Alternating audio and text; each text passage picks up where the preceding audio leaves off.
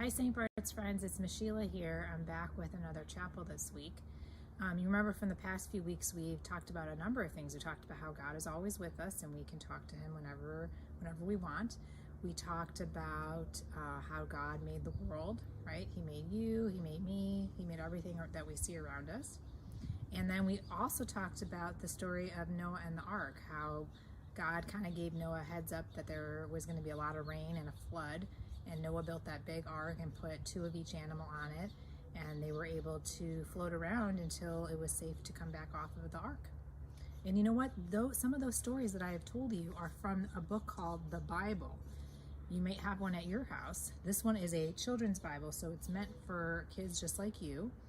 And the story of how God created the world is in the Bible, and the story of Noah and the ark is in the Bible.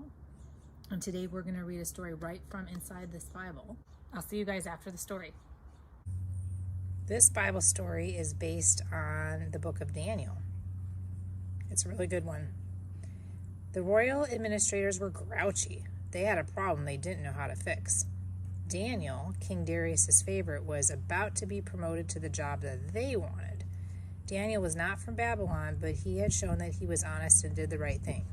King Darius had already given him an important job, and now he was about to put Daniel in charge of the whole kingdom. The royal administrators and the king's other helpers were jealous. They looked for ways to get Daniel in trouble, but he was so honest that nothing worked. Finally, they came up with a mean plan. "O king, make a law that no one can pray to anyone except for you for 30 days. Any person who breaks this law shall be thrown into the lion's den."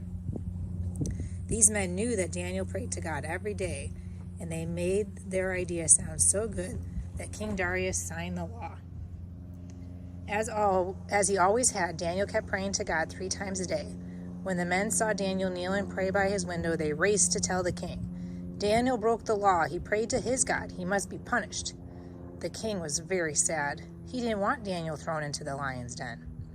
"May your God protect you," the king told Daniel.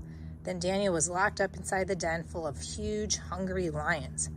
The king was so worried that he didn't sleep all night. Early the next morning, he raced out to the lion's den. "Daniel, servant of the living God, did your God protect you?" the king called out.